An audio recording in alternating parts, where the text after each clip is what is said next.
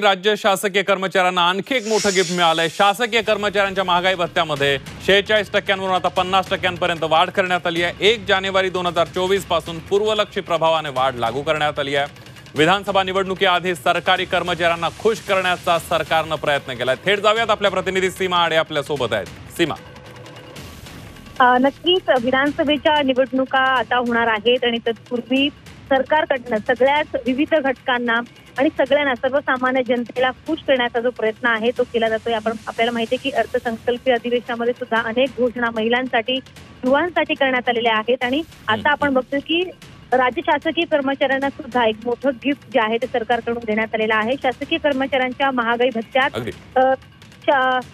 43% आता 50% वाढ जी आहे ती करण्यात आलेली आहे। म्हणून ज्या काही घोषणा आणि आता ज्या पद्धतीने प्रत्येक निर्णय घेतले जात आहेत ते सगळे निर्णय विधानसभेच्या निवडणुकीच्या पार्श्वभूमीवरती घेतले जात आहेत आणि याचा किती फायदा सरकारला या निवडणुकीमध्ये होणार हे बघणं महत्त्वाचं असणार आहे। धन्यवाद सीमा, दिलेल्या सविस्तर माहितीबद्दल।